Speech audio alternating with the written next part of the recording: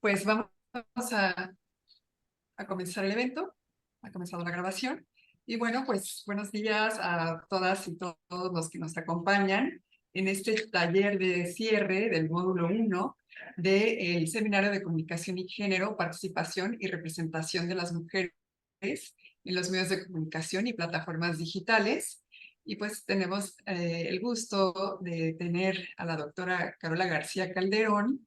Ella es doctora y directora de la Facultad de Ciencias Políticas y Sociales de la UNAM. Y bueno, bienvenida, doctora. Y también está con nosotros, de parte de la Comisión Estatal de Derechos Humanos, la maestra Claudia Ruiz Coutinho, visitadora especializada para asuntos de la mujer, quien nos dará un breve mensaje de bienvenida. Adelante, maestra. Muchas gracias, maestra Sofía. Muy buenos días a todas y a todos. Es un gusto para mí darles la más cordial de las bienvenidas a nombre del licenciado Juan José Cepeda Bermúdez, presidente de la Comisión Estatal de los Derechos Humanos, y principalmente recibir el día de hoy a la doctora Carola García Calderón, quien nos acompaña en este cierre del primer módulo de este seminario Comunicación y Género. Agradecemos su participación, doctora Carola, el tiempo que usted se da para participar en este seminario, que pues ha incluido en este primer módulo, pues abordar temas muy importantes como lo son los estereotipos y los roles relacionados al género y su impacto en la discriminación, lo que conocemos ahora como la normalización de la violencia contra las mujeres y que tanto agravio nos ha causado. Sabemos que los medios de comunicación tienen un papel importantísimo en la construcción y en la reproducción y también en la perpetuación de las desigualdades. En este sentido, la construcción del género desde los medios de comunicación, en este seminario se analizó el poder simbólico y las representaciones estereotipadas de las mujeres. También se reflexionó sobre las características que dan lugar a la negativa representación de las mujeres en los medios y que conforman también formas de violencia de género. También se ha analizado la evolución de las narrativas de los medios de comunicación que componen un discurso discriminatorio y sexista. Y finalmente, se identificó en el cuarto tema algunas de las violencias simbólicas más frecuentes en la publicidad y medios de comunicación, como son la hipersexualización y la cosificación del cuerpo de las mujeres.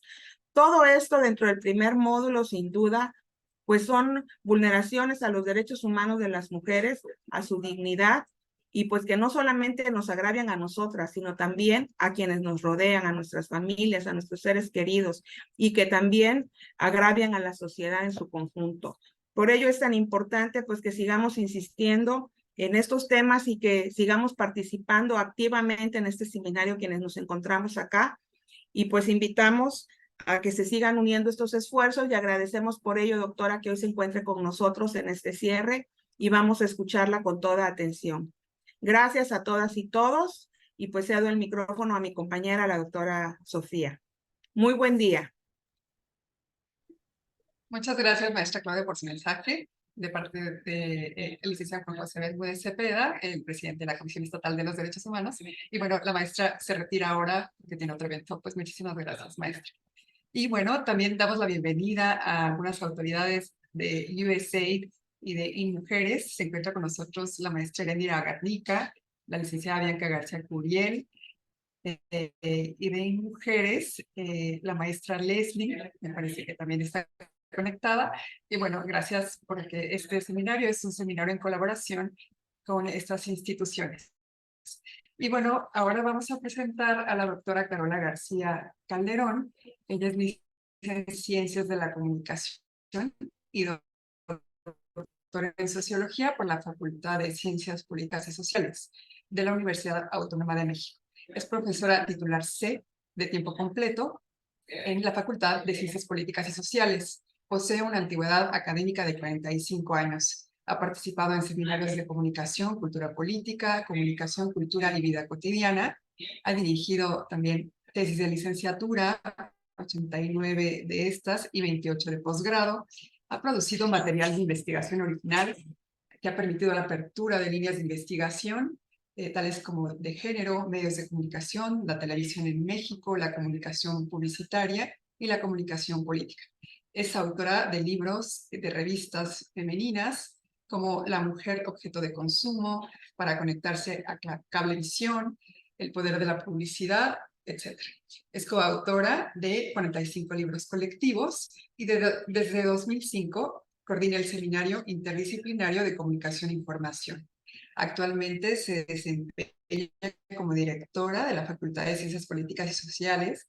Pues muchísimas gracias, doctora Carola, por estar en este día y le cedo la palabra para escucharla. Bienvenida.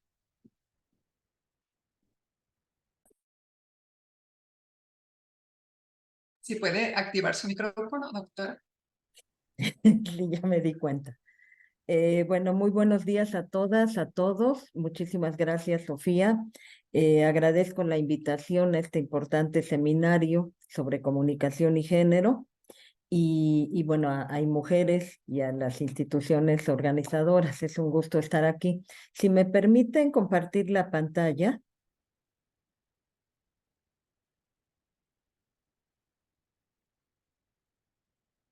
Creo que ya se está viendo ahí. Sí, ¿verdad?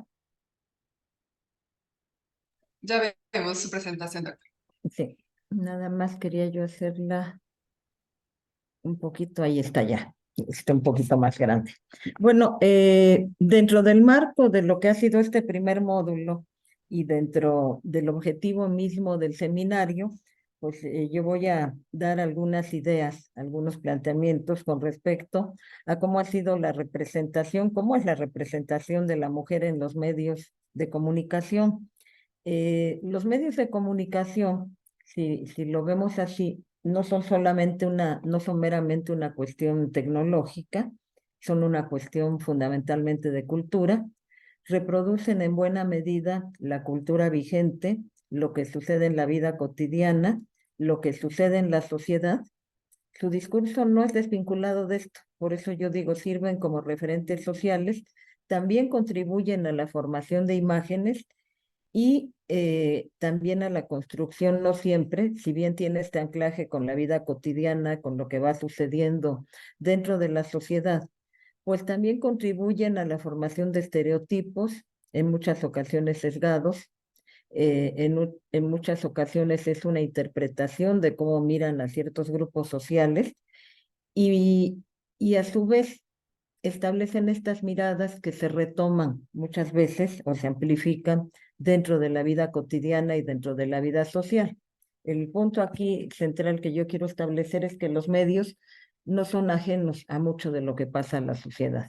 Si hay estereotipos, si hay discriminación, si hay estos modelos falsos artificiales, en buena medida los están retomando también de lo que pasa en la vida social en algún momento.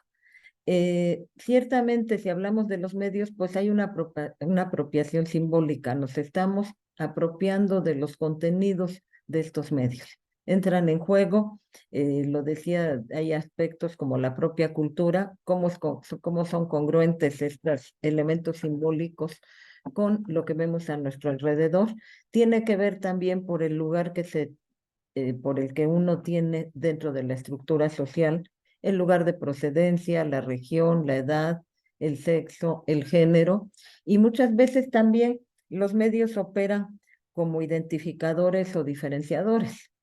Se aspira a mucho de lo que está en los medios, nos podemos identificar con modelos de los medios y también sirven para diferenciarnos de otros.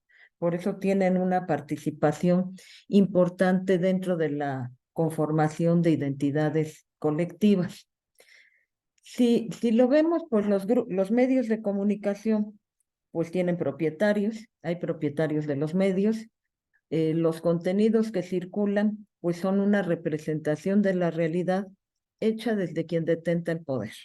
Quien detenta el poder puede utilizar lo que algunos llaman la ideología dominante, este conjunto de orden de ideas, de representaciones con los que miramos el mundo, y que no necesariamente, si hablamos de ideología, son representaciones reales, verdaderas, sino muchísimas de ellas pues sirven para formar esta representación de la realidad conforme al grupo que detenta la hegemonía y frente al grupo que posee los medios de comunicación. Y también con la mirada como esos mismos propietarios de los medios se ven y ven al resto de la sociedad. E intentan imponer un patrón de cómo miramos a la sociedad. Esto tiene que ver muchísimo, si vamos a hablar de mujeres, con los papeles, las imágenes, lo que se considera el universo femenino, lo que se piensa que son las mujeres y cómo deben ser las mujeres. ¿Con qué se asocian las mujeres en los medios de comunicación? Principalmente hay imágenes dominantes que asocian a la mujer como madre de familia, su espacio es el hogar, lo privado, lo emocional, los sentimientos, el corazón y una serie de cualidades que siempre se han utilizado para pensar en las mujeres. Las mujeres somos pasivas, hay que estar calladas, somos dependientes de lo que dicen los hombres. Las mujeres somos especialistas, y esto lo han trabajado muchísimas autoras, somos especialistas en el arte de agradar, en agradar a los demás y en agradar a través de la belleza, la comida, las tareas domésticas. Y esta es la imagen predominante. La imagen tradicional es la que piensa, la que señala que la mujer tiene que estar en el hogar, es la que educa a los hijos, es la que está atenta de los deberes familiares. Y esto no significa que haya otras imágenes y otras nuevas imágenes que tengan que ver con mujeres en el ámbito laboral, con mujeres que toman decisiones, pero la imagen predominante, porque también es lo que sigue operando socialmente en nuestra sociedad, es que la mujer es la mano que mece la cuna, es la reina del hogar, y todas estas frases que oímos fundamentalmente el 10 de mayo y en conmemoraciones muy vinculadas con las mujeres, sin que esto signifique que el trabajo doméstico es despreciable. Pero lo que se señala ahí es que ese es el lugar de la mujer y no tendría que salir de él. Es el lugar que le corresponde y es donde tendría que estar. Y de esto se ha visto hasta en expresiones dentro de la sociedad, como cuando se le dice a la mujer que qué hace ocupando los espacios sociales que fundamentalmente eran de hombres, que se regrese a la cocina, que se regrese a la casa, que no se ocupe de la política, que no se ocupe de la economía, que no se ocupe de la mecánica, que no participe en las ingenierías, que no participe en las ciencias y que es reproducido muchas veces. A los hijos se les envía a las universidades a estudiar y no es como una parte natural de quien tiene la posibilidad de acceder a una universidad, y a las mujeres se les cuestiona por qué van a estudiar a una universidad si su tarea es casarse y tener una familia, ¿no? ¿Cómo nos representan los medios? Una buena parte de la representación es hecha desde un punto de vista masculino. Se juzga el aspecto físico, se desprecia el intelecto, se destacan las características de belleza del cuerpo femenino, de, de que la mujer vale por su físico, vale por su belleza y no porque pueda incorporarse a otros espacios. ¿Qué sucede aquí? Pues tenemos estereotipos de género clasistas, discriminatorios, y también que tiene que ver con la cuestión no solo genérica, sino racial. En los medios de comunicación, una buena parte de los modelos que aparecen, pues son modelos con características más occidentales que latinoamericanas, que indígenas o de otros grupos raciales que existen dentro de una sociedad. Hay estereotipos, decía ya, discriminatorios, parte de esto, de la exclusión. ¿Quiénes aparecen en las telenovelas, en la publicidad, en las series, en los programas que nos muestran cotidianamente en los medios? Pues fundamentalmente son características raciales, fundamentadas muchas veces en un sistema multidimensional de exclusión, inclusión, que se basa en prejuicios socioculturales, muchas veces biologizados. Se plantea una cuestión diferenciadora entre personas y grupos, y muchas veces pues también esto afecta culturalmente a las mujeres. las mujeres que aparecen, por ejemplo, con rasgos indígenas, con características afromexicanas, pues nunca van a ser las protagonistas principales. Incluso lo vamos a ver más adelante cuando veamos los contenidos de las telenovelas, quiénes representan ciertos personajes y cómo los representan.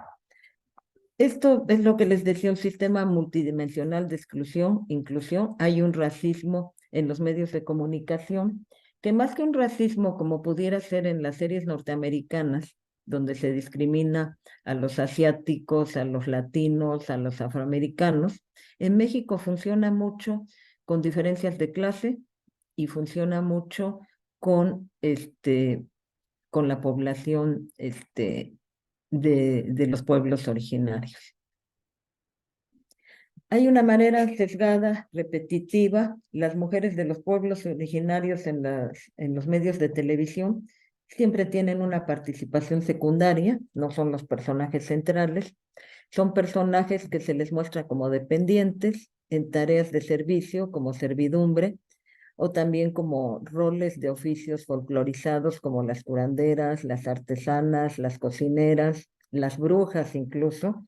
Este bajo perfil que no las ubica en la trama central y que ha sido también una constante en muchas ocasiones en el discurso audiovisual. Y, por supuesto, con una relación con la pobreza y con la ignorancia. Siempre, generalmente, los grupos indígenas, fuera de este conocimiento ancestral que puede ser las artesanas, la cocina, la gastronomía, casi siempre pues se asocia con pobreza, con ignorancia, personajes cómicos, como aquel que existía de la India María, que todas las participaciones que tenía la India, además de vestir de cierta manera, de peinarse de cierta manera, de traer las trenzas, pues lo primero era no hablar bien, meter la pata, como comúnmente se dice, y entonces estas representaciones son muy claras en los medios de comunicación. ¿Qué buscan estas representaciones? Pues generar risa en el espectador, que la gente se ría, porque o igualmente cuando se presentan no solo a los pueblos originarios, sino a las mujeres son tontas, están fuera de lugar, hablan de cosas que no pueden, o se hacen muchísimos programas cómicos en torno al físico de las mujeres y a presentarlas como con pocas ideas, con poca participación en la vida social y casi siempre reducidas a los espacios domésticos. Y cuando se les muestra fuera de estos espacios domésticos es para reír de los errores que cometen las mujeres ahí. Esta es una forma de violencia.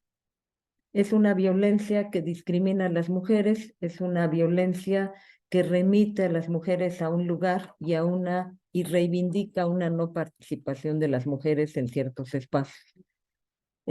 Son personajes totalmente estereotipados. Y si hablamos del estereotipo, pues el estereotipo sirve muchísimo para, de una manera económica, a partir de unos ciertos rasgos, de la forma de peinarse, de vestirse, de comportamientos, pues dar una lectura muy rápida de un modelo, y un modelo que muchas veces aceptamos. Hay un modelo de la mujer indígena, hay un modelo del narcotraficante mexicano, hay un modelo de las buchonas, y son estereotipos que la gente reconoce y que fácilmente reproduce y que le dan una lectura. El estereotipo tiene eso, es una economía de la comunicación, pero es una economía que se fijó a través del tiempo de manera social y a través de la repetición constante de lo que sucede en los medios de comunicación, pero que también, lo decía al inicio, encuentran su representación en la vida social. ¿Cómo se ha representado a las mujeres de los pueblos originarios en las telenovelas? Y ahí tenemos, aquí por ejemplo en la imagen, pues muchísimos personajes. Es una Cenicienta actualizado, es una mujer que llega del pueblo a los ambientes urbanos, a la gran ciudad, y ahí hay un choque siempre que se muestra en la telenovela con la realidad. Es una imagen altamente prejuiciosa. son, cuando no aparecen como trabajadoras domésticas, como trabajadoras del hogar, y con estos criterios de ser salvajes, poco cultivadas, ignorantes, pobres, una imagen muy señalada es la de María Isabel. Y María Isabel, que ha tenido muchas versiones en la telenovela mexicana, en algunas María Isabel era Silvia Pinal, en otras era Adela Noriega, que por aquí está en las imágenes. Y si vemos a Adela Noriega, pues la característica de decir que se pertenece a un grupo indígena son las trenzas, son los moños en el cabello, es cierto tipo de vestimenta y cierta forma de hablar, aunque los personajes no tengan rasgos indígenas y tengan y sean principalmente blancas y con cierto fenotipo racial. ¿Qué sucede en esto? Pues no solamente es la idea de la indígena que llega a la gran ciudad, sino que termina casándose con el dueño de la casa o con el hijo del patrón y hay una forma de movilidad social. Esto se rompió después, digamos, con otra representación y no se rompe del todo porque se sigue manteniendo esta idea de la Cenicienta, con esos rasgos que decía si no hay una manera distinta de tratarla, por ejemplo, cuando llega una telenovela peruana como Simplemente María, y Simplemente María es igual, la mujer que llega del ambiente rural, llega a trabajar a la casa rica en los lugares urbanos, queda embarazada y en lugar de casarse con el hijo del patrón o con el patrón, se compra una máquina de coser y acaba siendo una gran modista. Esto rompe la idea y hay un fenómeno curioso, que esto es una novela, yo creo, de los años 70, 80, la primera versión, la peruana, que, que, que significó que se compraran muchas máquinas de coser, pero ya no era la salida simplemente de casarse con el hombre rico, sino era la mujer que a partir del manejo de la máquina, de la costura y demás, salía adelante y demás. Esa es la primera versión, después hubo varias versiones más y las versiones nacionales que se hicieron de esa novela eran igualmente mujeres blancas, que tomaban la vestimenta, las características para presentarlas como provenientes de las zonas rurales. Y muchos ejemplos también, todas las telenovelas, o en buena medida muchas de los que hizo Thalía, María del Mar, Rosa Salvaje y demás, jugaban con esto. De alguna forma es una representación alejada de la realidad de las jóvenes, pero también tienen una parte aspiracional dentro de la telenovela. Ya lo decía aquí, bueno, el rol subordinado, las personas cómo se presentan siempre como trabajadoras del hogar o en los programas cómicos como personajes pues para reír. Y las mujeres, igual que los grupos LGBTQ+, pues muchas veces son utilizados para provocar risa, para hacer situaciones chuscas, que no es solo reírse de la situación, sino también reírse de esta diferenciación social. ¿Qué pasa en la publicidad? La publicidad, que es todavía mucho mayormente de carácter aspiracional, pues por supuesto que la mayor parte de las representaciones que se dan ahí son mujeres de clase media, de clase alta, algunas son estrellas internacionales, es esta imagen del éxito, del lujo en muchos casos, de la modernidad, y también se presenta con tonos de piel clara.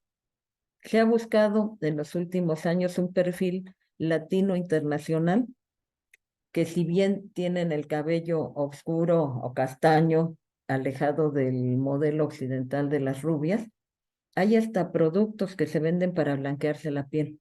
En las revistas femeninas, en revistas como TV novelas, TV notas, que son las más leídas en este país, se anuncian cremas para blanquear la piel, porque el verse moreno es feo, no es no es de estilo, no es elegante, no representa un ascenso social. Y esto también tiene que ver con quienes han detentado el poder en el país. En México se habla de que no hay una publicidad con un sello mexicano donde se mostrara la diversidad cultural, racial que hay en el país, sino las imágenes dominantes son muy al estilo de la cultura norteamericana, tomada como elemento aspiracional. Se quisiera tener la estatura, la piel, el tipo de ojos, el tipo de piernas de las mujeres. Y bueno, ahora que está muy de moda Barbie, pues Barbie es una muñeca que ya de estar cumpliendo más de 80 años, yo creo que ya va hacia los 90 desde que empezó a salir al mercado, pero que condicionó en muy buena medida en Estados Unidos, en la cultura occidental, la imagen de la mujer delgada, de cintura estrecha, de piernas largas, de cabello rubio, vestida a la moda. Y después, bueno, surgieron muchos tipos de Barbie porque también quienes diseñaban la muñeca, pues fueron viendo y fueron tomando conciencia más, yo pienso, y este es mi punto de vista, mucho más motivados por una estrategia mercadológica que realmente por una comprensión de lo que estaba pasando dentro de la sociedad. ¿Qué pasa en la información periodística?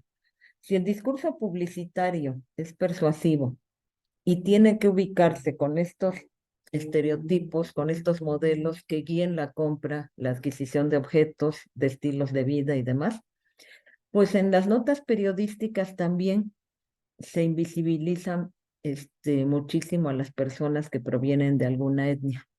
No se les muestra, se les atribuyen en muchas ocasiones cualidades negativas y es una contradicción entre el cuerpo femenino de la publicidad, si pensamos en Los Ángeles de Victoria's Secret como extremo, como las mujeres que aparecen en las páginas de sociales, también dentro de los periódicos, la manera en que se representan las protestas feministas ya de este siglo y también las de los años 70 del siglo pasado, cómo hay esta mirada también estereotipada.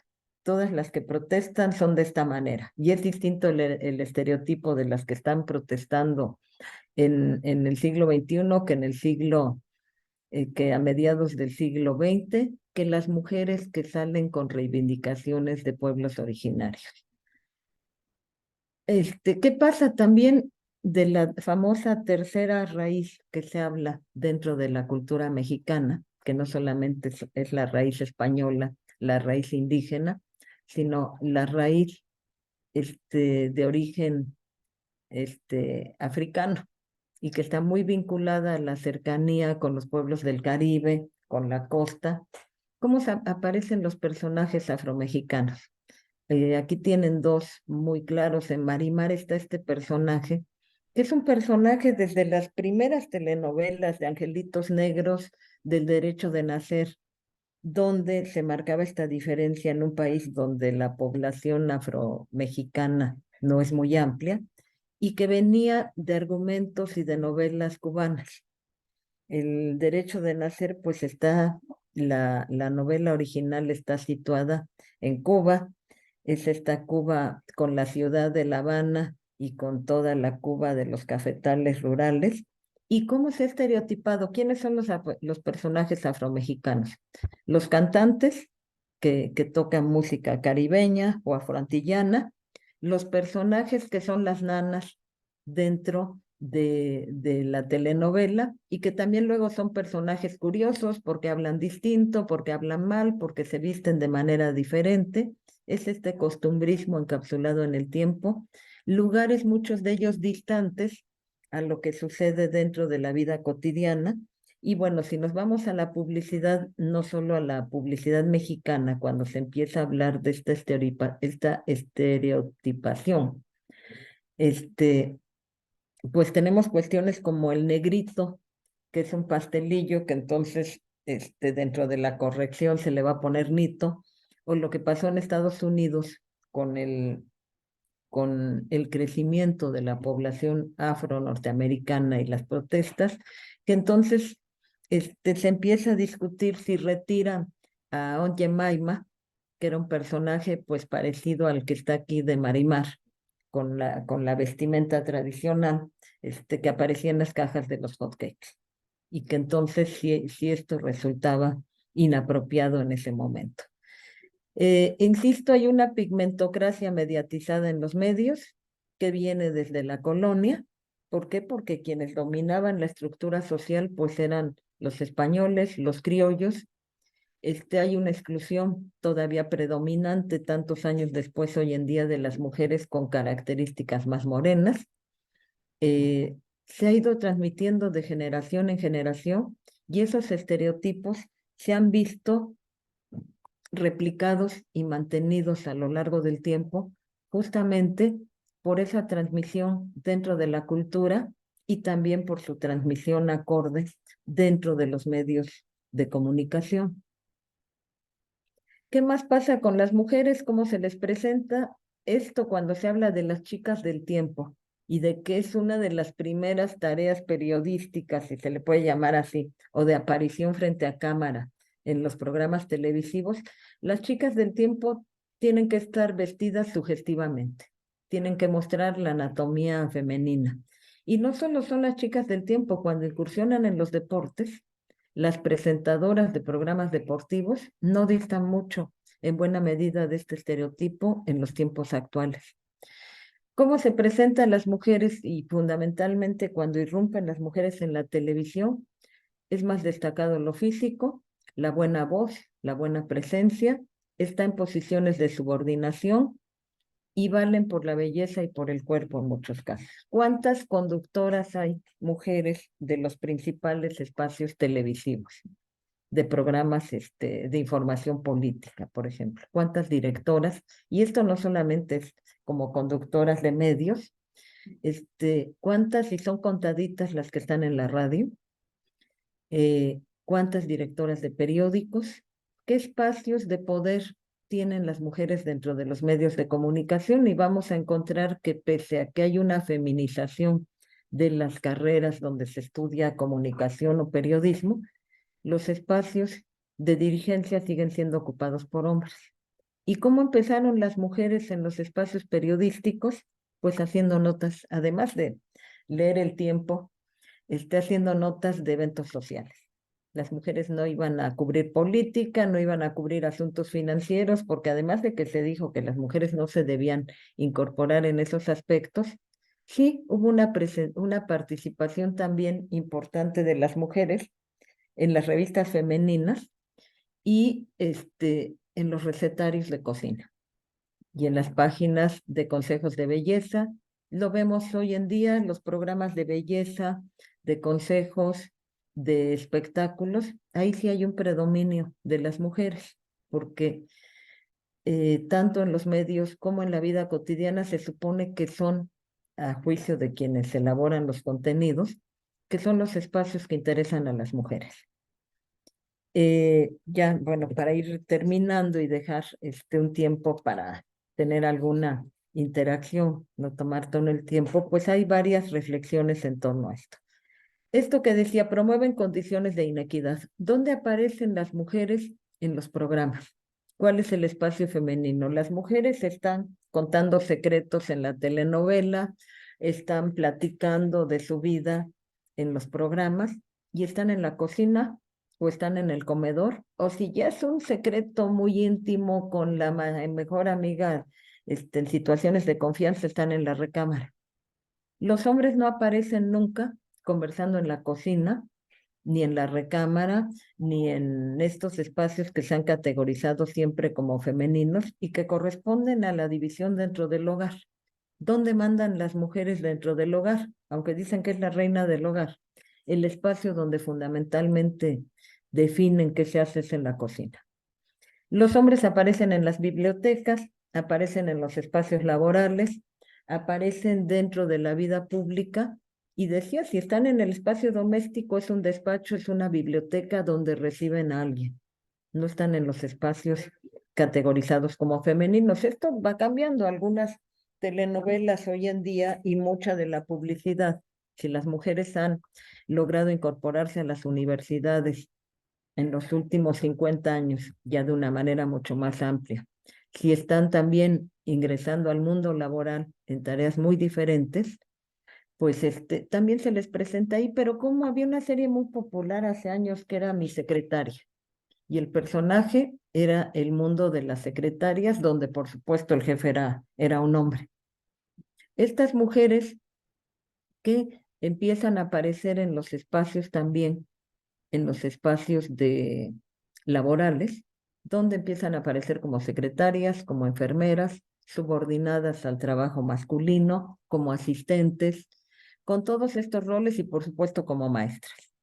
Y que ya en los últimos tiempos, no solo en la telenovela, sino también lo vemos en la publicidad, las mujeres empiezan a aparecer en espacios laborales e incluso como empresarias, como tomadoras de decisiones, como participantes en la vida pública. Por eso decía, los medios retoman lo que está pasando en la sociedad. Si las mujeres están abriendo espacios que antes eran masculinos, la publicidad retoma esto también, aunque sigue con las imágenes tradicionales que sostengo que siguen siendo las predominantes, pero también las muestra ahí. ¿Y por qué? Porque son mujeres que tienen un ingreso. Mucho del ingreso que se gana en los espacios laborales, en algún momento era para complementar un salario familiar. Y las mujeres consumían con mucha culpa. ¿Cómo voy a comprarme un vestido si le hacen falta tenis a los niños? ¿Cómo voy a comprarme pues un tinte de pelo? Sí, viene el inicio de clases. Sí, se está descomponiendo algún enser doméstico. Y estas mujeres que laboran, muchas de ellas tienen trabajo para gastarlo en sí mismas y para gastarlo sin culpa. Por eso aparecen estas nuevas imágenes también. E incluso van a aparecer también las imágenes de las mujeres más jóvenes, porque les tienen que hablar a las jóvenes que también tienen una posibilidad de consumo. Y les tienen que hablar en un lenguaje más cercano a lo que están sintiendo estas jóvenes que quizá ya no están pensando en quedarse en la casa y en pensar que su única meta es el matrimonio. Pues tienen que mostrar también este cúmulo de imágenes distintas hasta hablar de las mujeres alfa, que son las mujeres que ya tienen espacios en tomas de decisiones. Incluso se llega a generar, si lo vemos en el ámbito de las revistas femeninas, pues las revistas femeninas había una que se llamaba Buen Hogar, y Buen Hogar y Vanidades siempre giraron en torno a las funciones del cuidado de la casa, la decoración, la belleza, la cocina, el arreglo personal, y después, por ejemplo, Vanidades y posteriormente Cosmopolitan, le están hablando a mujeres donde los consejos no son cómo estar manteniendo un hogar, sino la doble jornada de trabajo y cómo presentarse para trabajar en la oficina. Y voy a vender ropa y cosméticos para ir a trabajar en la oficina, no solo para quedarse en la casa. Hasta una revista que llegó a existir, que es digamos, la contraparte femenina de Mundo Ejecutivo, que era Mujer Ejecutiva.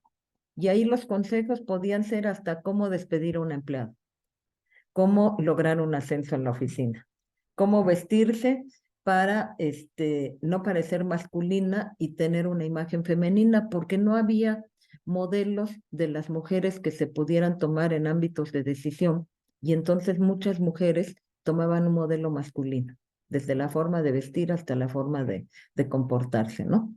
¿Qué sucede si nos remitimos nuevamente a las culturas y al tipo de personajes que componen una buena parte de nuestra población? Pues merecen ser incluidos en los mensajes mediáticos. Pero sigue predominando esto. Aquí tienen estas imágenes donde el personaje que se presenta como indígena, pues lo indígena es la trenza y es la ropa. Hay un racismo y una violencia de género estructural. El público percibe, valora, interpreta los mensajes, se apropia de los significados y, volviendo al punto del inicio, pues estos significados los replica en prácticas sociales completas, pero también muchos de estos significados se retomaron de las prácticas sociales. Esta idea de que los indígenas no tienen cultura, de que son pobres, pues evidentemente en este país la persona que ocupa el último lugar en la pirámide social no es un hombre, es una mujer indígena, analfabeta y pobre. Y todavía por encima de esta mujer está el hombre indígena, analfabeta y pobre. Y cómo esto, pues, es reproducido también en los mensajes y en los contenidos de los medios. Pues muchas gracias y dejo abierto si hay alguna pregunta, alguna participación. Muchísimas gracias, doctora Carola, por esta magnífica ponencia. Y bueno, sí, para darle este carácter más de taller, pues invitamos a las personas que han estado compartiendo sus preguntas en el chat, si pueden alzar la mano para darles el micrófono para que ustedes directamente hagan la pregunta a la doctora. Daremos espacio a tres. A mí, si puedes abrir tu micrófono, por favor. Sí, ¿sí me escuchan? Sí, sí, sí. Sí, adelante, Amir. Hola, bueno, yo tengo algún par de preguntas concretas.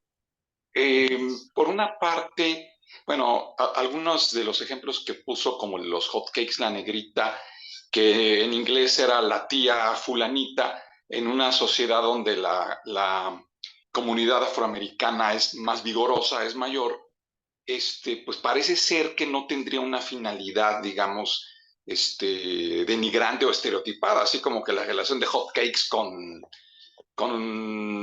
rasgos afros no hay mucha relación. O sea, no estaríamos cayendo en una especie de paranoia de detectar, o sea, ya parecería como si todo lo negro fuera algo ofensivo en sí mismo. Inclusive, por ejemplo, aquí la palabra negro no tenía esa connotación, digamos, denigrante como en Estados Unidos con nigger y ese tipo de cuestiones. No estamos cayendo en, no le digas negro al negro, pobre negro, y eso no sería aún más racista, sería la primera pregunta. La segunda sería con respecto a esta cuestión que usted mencionó de las series como Mi Secretaria y todo eso. Digamos, en otros, la mercadotecnia busca vender, etcétera, y las series buscan reflejar lo que es parte de la sociedad, y entonces se refleja la sociedad como era. Hace 40 años había un predominio, había un número grande de secretarias, era la serie de Mi Secretaria, y como usted mencionó, pues ahora ya se refleja en la realidad eso, los nuevos roles femeninos, y están ahí presentes. Entonces parecería que no nada más es denigrar, sería la segunda. Y por último, la tercera pregunta es si el rol de las mujeres como reinas del hogar, entre comillas, parece ser que al momento las ha preservado de la indigencia. Cerca del 90% de los indigentes son varones, porque es muy gacho, por así decirlo, mandar a la madre a la calle. Es difícil mandar al padre y correrlo y viejo, es algo que se ve más actualmente. Pero ahora que hay maternidades más alejadas debido al espacio público, a que se van al espacio público, como pasaba con los varones, usted, como politóloga y comunicóloga, podría prever en los siguientes 20 o 30 años que dentro de una especie de equidad colateral se busca esta parte, bueno, equidad en cuanto al hecho de que haya más mujeres indigentes. ¿Se podría prever ese escenario? Y de que, porque están más alejadas de los hijos, y qué podríamos hacer para prevenir eso. Esas son mis preguntas. Soy Amir García Villalpando, de la Guamas Capizalco. Gracias. Y muchas gracias, Amir. Son preguntas muy interesantes. Justamente, el Lord Jemima está en el plano en el que tú lo decías. La tía Jemima era el personaje que aparecía en la caja de hotcakes, y esto es de los años 40, yo creo, cuando empiezan a venderse las harinas para hacer hotcakes en la casa. Mucha de la representación de las mujeres y el perfil mismo de esta tía Jemima, pues es que ellas, las mujeres negras, se ocupaban de las tareas domésticas en las casas de los blancos. Y después, muchos años después, dentro de las protestas raciales en Estados Unidos, pues se critica este estereotipo porque dicen que está perpetuando la servidumbre y el esclavismo, lo cual es un modelo que corresponde a otro tiempo y que no fue visto con esa misma mirada, que es como cuando dicen que hay que dejar de, ¿cómo editas lo que el viento se llevó? La película, si está en un tiempo de la esclavitud y está mostrando la época de la esclavitud, no puedes decir que no había esclavitud en una representación de época.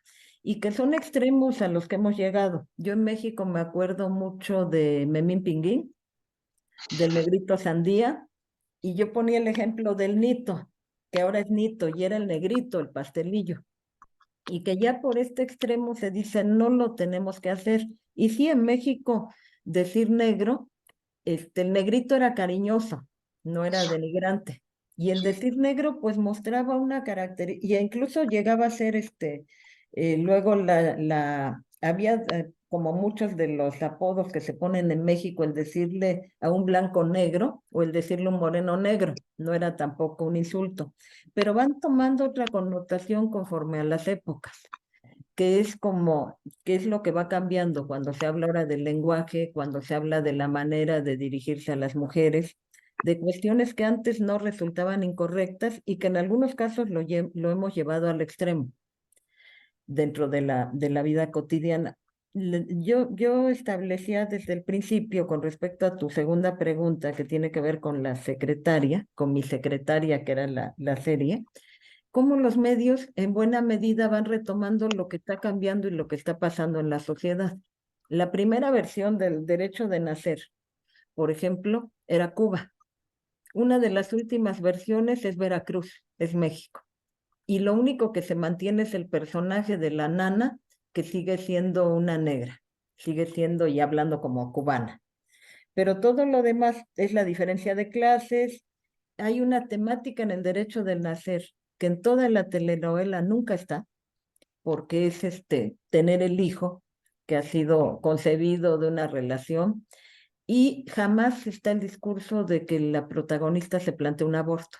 De hecho, es una de las principales piezas en su momento que está en contra del aborto. Es que todos tenemos derecho a nacer y como ese tipo de problemáticas, por ejemplo, la que se refiere al aborto, a la virginidad, todavía la última versión que se hizo de quinceañera, eran palabras que no se mencionaban. Las protagonistas de las telenovelas sufrían un accidente y perdían el hijo. Jamás se hablaba de ciertas temáticas. Hacia los años 90 ya, fines del siglo pasado, se empezaron a incorporar estos, todo esto que sucedía y que estaba oculto.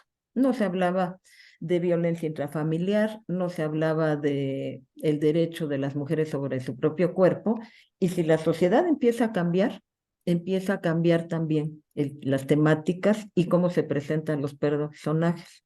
Los homosexuales siempre eran el que hablaba, el que hablaba de cierto tipo, el afeminado, el que se ponía ropa de muchos colores, y era el personaje que movía la risa, y había una discriminación. Eso ya no se hace totalmente de la misma manera, por ejemplo, en la televisión mexicana, porque estarías en un contexto donde ya no nos estamos riendo de la diversidad sexual. ¿Qué sucede con la secretaria? Esa serie de Mi Secretaria empezó porque había ya muchas secretarias y porque de alguna forma, que esto es muy curioso, quienes trabajaban como secretarias sentían que la representación de la oficina era muy real. Y pasaba con otras películas mexicanas. Yo me acuerdo hace muchos años, Lagunilla, mi barrio. Los personajes de la Lagunilla decían que estaba perfectamente representada en la película, los espacios, lo que era la Lagunilla. Aunque el personaje central era Manolo Fábregas. Y el otro personaje era otra actriz conocida, no me acuerdo quién era, que era blanca fundamentalmente, que podrías decir no es como quien tiene una tienda de antigüedades en la Lagunilla. Y quienes no habían ido nunca a la Lagunilla pensaban que la Lagunilla era así.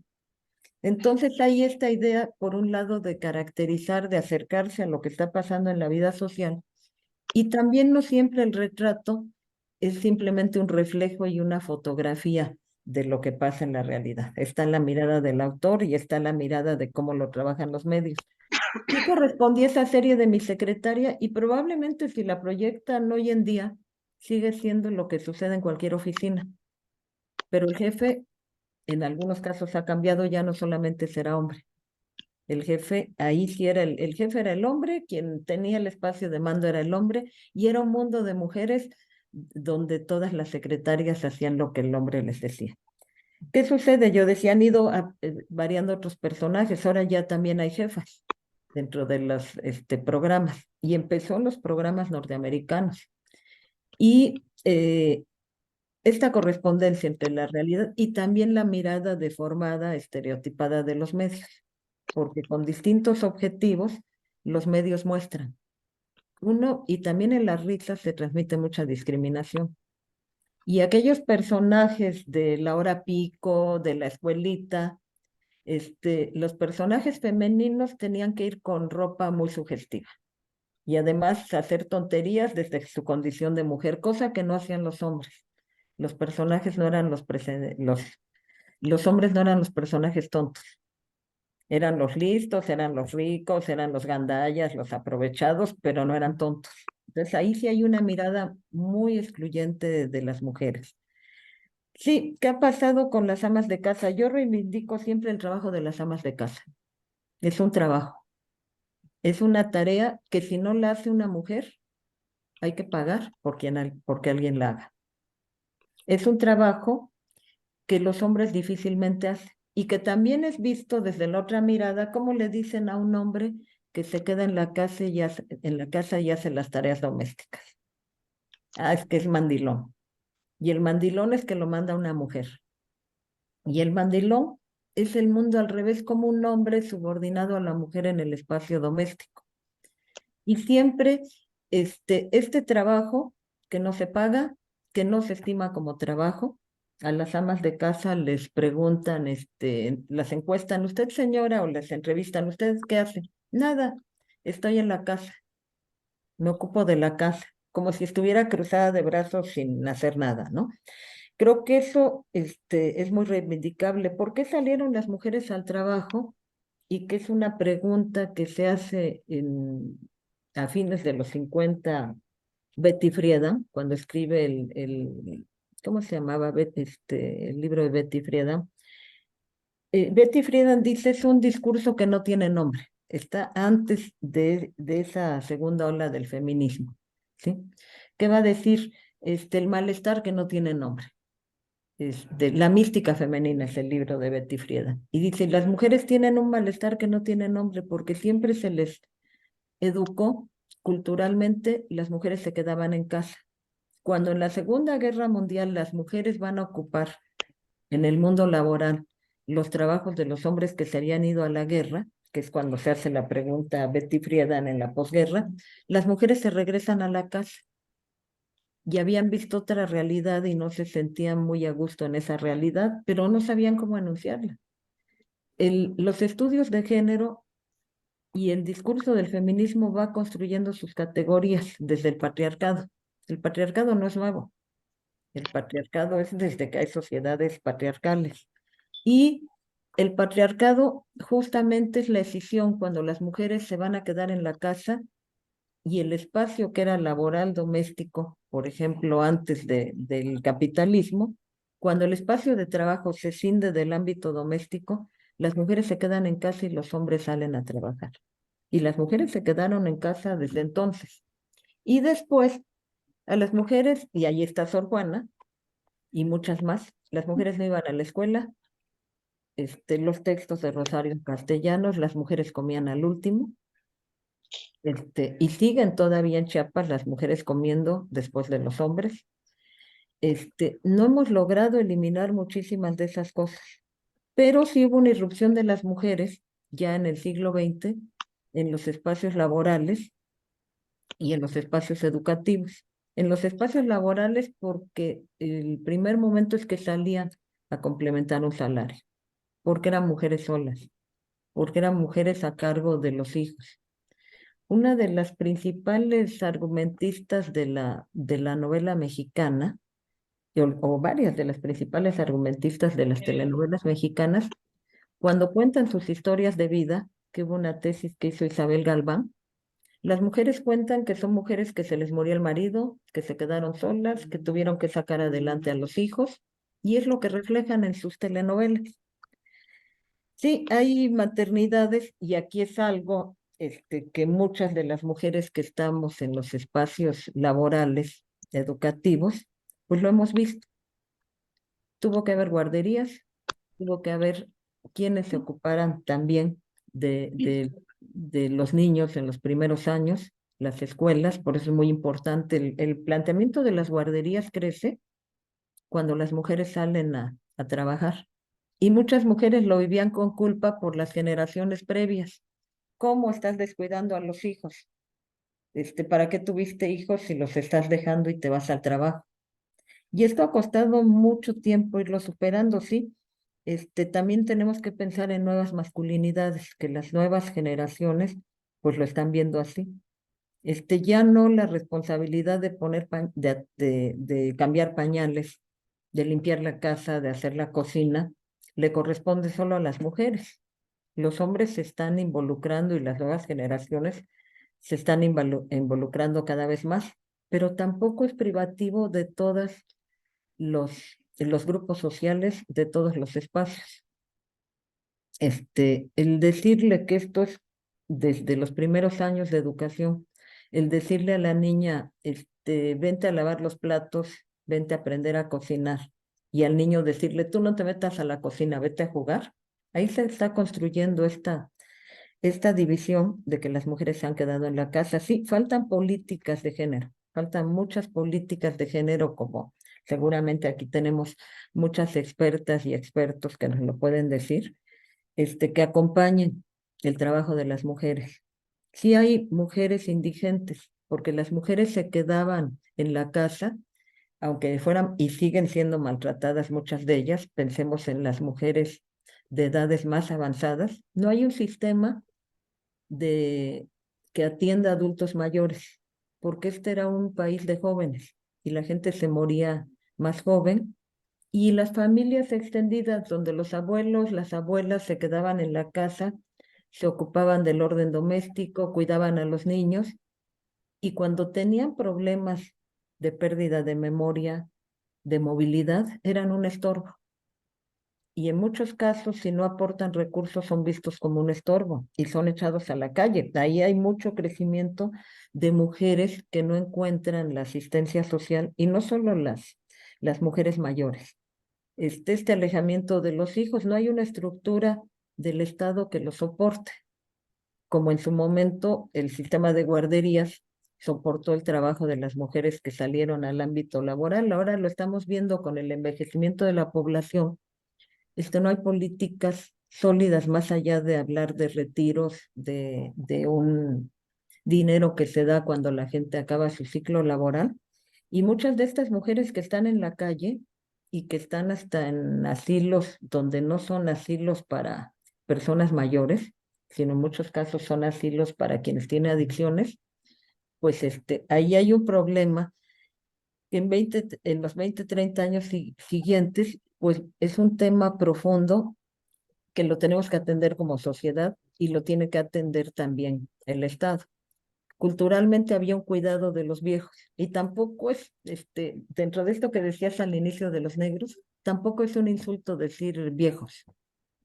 Claro, cuando dices vieja y estás descalificando a alguien es un insulto, pero el cuidado de los adultos mayores, de los viejos, no es algo que estaba en el radar de las políticas públicas. Y es algo que se ha empezado a trabajar y que evidentemente tendrá que haber esfuerzos sociales, pero también políticas públicas que lo acompañen, porque no es una cuestión individual, es una cuestión social. Muchas gracias, doctora Carola. Y bueno, nos queda espacio para una pregunta más. Parece que aquí alzaba la mano Julissa Guadalupe, que nos comenta que no puede prender la cámara, pero tiene habilitado su audio. Adelante, Julissa. ¿Estás por ahí? Parece que tiene problemas técnicos. Bueno, si hubiera alguna otra pregunta, si nos pueden alzar la mano. Yo ¿Todo estaba muy claro? viendo Yo estaba viendo, no Sí, tuve oportunidad de verlas en la presentación, estoy viendo algunas de los comentarios aquí en el chat. Y sí, y yo coincido con lo que están diciendo en el sí. chat. No voy a irme uno por uno. Ahorita nada más comento este. Lo que dice Evangelina Cruz, sí, tiene que ver con economía patriarcal, machista. Es una forma de naturalizar, como lo dices, la explotación, la raza, el género, la clase, la violencia. El problema es que muchos nos las presentan como contenidos para reírnos. Y nos reímos y el reírse, el contemplarlo, el aceptarlo es una forma de naturalizar violencias y de naturalizar discriminación. Creo que Aide quería decir algo. Adelante, Aide.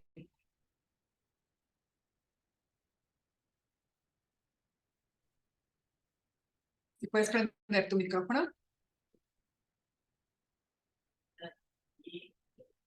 Ahora sí no me dejaba el sistema. Sí, Gracias, adelante. doctora. Yo quiero preguntarle em, si es apropiación cuando, por ejemplo, tanto los medios como figuras de la política usan en particular la vestimenta de las poblaciones originarias, de los indígenas, y esto qué implicación tiene, porque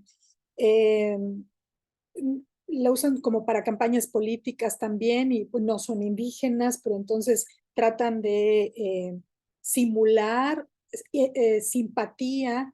Y si esto también podría, una pregunta similar, pero con relación a la incorporación de mujeres o las imágenes de mujeres a ciertos ámbitos, pero que no tienen participación. Espero haberme explicado. Gracias. Sí, sí, creo que sí. Creo que a ver si lo entiendo así. Hay una folclorización y hay también una defensa. Culturalmente hay una defensa no solo de los grupos originarios, de los pueblos originarios, sino también esto lo vimos muchísimo en los años 70 en adelante en México. El retomar las raíces, el reivindicar lo mexicano, estaba desde el muralismo, desde cómo nos representamos, retomar esa parte que se negaba, porque era esa parte de que tenemos que ser modernos, parecernos más a Estados Unidos, que retomar las raíces indígenas del mestizaje. Y es visto como folclore mucho por los extranjeros. Es visto también, y muchas de las grandes marcas han copiado los colores, el tipo de vestimentas, el arte de los pueblos originarios y después lo comercializan y lo venden. Pero también hay compromisos de ciertos grupos de la cocina mexicana, de la vestimenta mexicana, y que la vestimenta sirve también para expresar. Yo estoy expresando algo con lo que me siento a gusto, estoy expresando una cultura que después lo retoma la moda y lo industrializa y lo venden de otra manera, pues es parte de lo que sucede con las culturas de muchas sociedades. ¿Qué pasa con los personajes políticos? Yo creo que algunos de los personajes políticos se han vestido siempre así, con esa idea de mexicanidad. Se burlaban mucho, a mí me tocó cuando yo era estudiante, se burlaban mucho en caricaturas y en programas de María Esther Zuno de Echeverría, porque en lugar de ofrecer champán, ofrecía agua de horchata, de tamarindo y de Jamaica el día del 15 de septiembre. Y se vestía con esta vestimenta y con los colores de parte de la cultura nacional. No se vestía con los trajes de diseñadores internacionales. Y tiene que ver mucho con la formación, por supuesto, también muchas veces es tomada como una manera de me voy a acercar al pueblo. El uso de la guayabera desde hace muchísimos años por parte de los políticos, bueno, tenía que ver, si voy a Mérida me pongo una guayabera, pero después tenía un significado de nacionalismo revolucionario. Y creo que tiene que ver, ¿qué pasó con Frida Kahlo? Ahí hay arte mexicano, ahí hay colores mexicanos, la manera en que se vestía Frida y cómo es un producto de importación y comercializado hoy en día, y que a lo mejor se aleja del propio significado inicial de reivindicar una vestimenta, de reivindicar, y Frida Kahlo no era indígena, era de una familia de cierta posición económica. Entonces creo, y toda esta estilización de la ropa, eh, yo veía este mismo elemento ahora que decían es una pastorela, Xóchitl y Beatriz Paredes. Yo casi siempre a Beatriz Paredes siempre la he visto vestida así. Me parecería raro una política, por ejemplo, Kenia López, para no hablar de otro partido, para hablar del mismo espectro político, que de repente apareciera con un huipil o apareciera con otro tipo de ropa, que siempre se ha vestido dentro de un modelo occidental, convencional, traje sastre y demás, ¿no? Y tiene mucho, sí, en muchos casos es una impostura. Voy a hablar con comunidades marginadas y entonces me he visto con ropa mexicana, que también lo hemos visto en un caso reciente de la política actual, que de repente la gente se empieza a vestir así porque está en campaña. Tiene mucho que ver con esto, el apropiarse de costumbres, el apropiarse de vestimentas, el comer la comida cuando se va a ciertos lugares en campaña, cuando normalmente no se come esa comida. Entonces, tiene que ver con todo este conjunto de significados que atraviesan la sociedad. Muchas gracias, doctora. Le quería preguntar, ¿tiene tiempo para otra pregunta más? Sí, sí, sí, con mucho gusto. Sí. Bueno, aquí ya está Julisa, que nos dice que ya prendió el micrófono. Adelante, Julisa. Te escuchamos.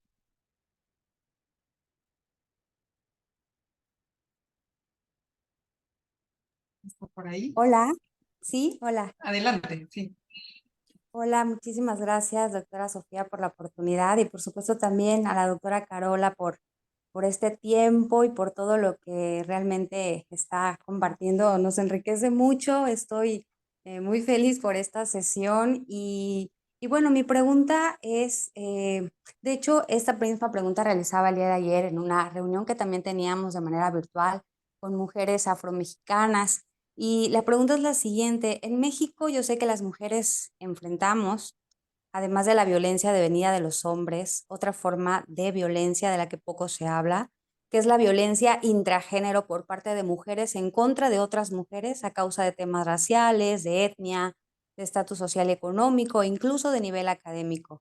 ¿Qué opina usted sobre esta forma de violencia que también se ha normalizado en los medios de comunicación, en la vida real y que se ha reproducido con tanta legitimidad en la sociedad? Siento que para exigir el respeto del género opuesto deberíamos primero procurar el respeto y la unidad dentro de nuestro género mismo. Sí, sí, yo estoy de acuerdo. Algo que tendremos que tomar, y sobre todo las generaciones jóvenes lo han estado mostrando, pues un elemento central es el respeto, el otro es la igualdad. Y es muy grave esta exclusión, aún dentro del propio género, de, de marginar.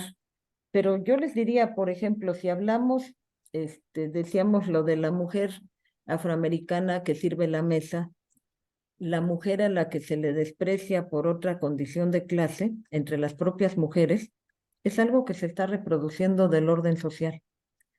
Yo decía, en México, más que haber un racismo como el de Estados Unidos, existe mucho más un clasismo con respecto a las diferencias de clase y también a la pobreza. Una diferenciación importante es esa. Por eso es que el pobre es visto como ignorante, como inferior, el indígena es visto como ignorante, como inferior, las mujeres en muchos ámbitos son vistas como ignorantes, como inferiores, pero también las propias mujeres discriminan a las que no son iguales, discriminan a las pobres, discriminan a las que no tienen estudios. Yo creo que hay muchas cosas que se tienen que cambiar y el cambio tiene que ser cultural y muchas mujeres educan a los hombres en el machismo porque han sido las que han estado a cargo de la educación.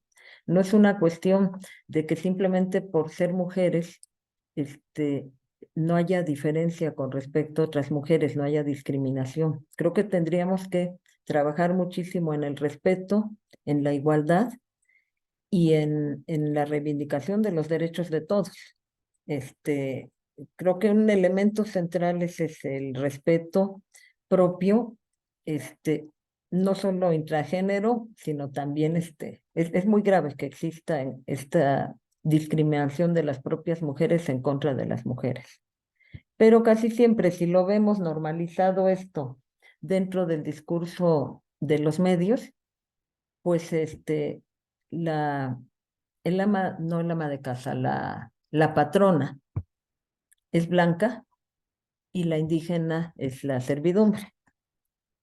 Y no podemos decir que fue solo una invención de los medios de comunicación, corresponde a una sociedad altamente desigual. Y esas desigualdades que tenemos se reproducen en los medios y se normalizan en los medios.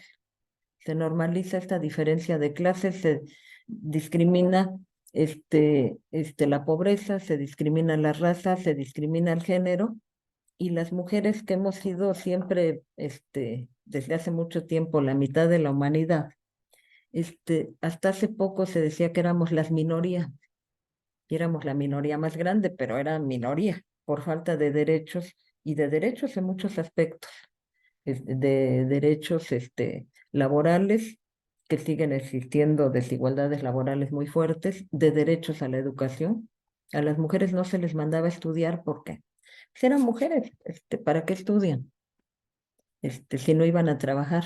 Y entonces muchos espacios donde se excluyó a las mujeres en las universidades, si vemos las matrículas actuales, la Facultad de Medicina tiene casi el 50% de mujeres.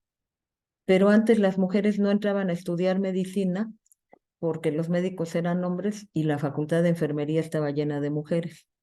Y si vemos la matrícula hoy en día de la Facultad de Enfermería, ya es más del 40% de hombres. Y no sucede así en las ingenierías, no sucede así en las áreas de la investigación científica, de las ciencias exactas, de las llamadas ciencias duras, no sucede así.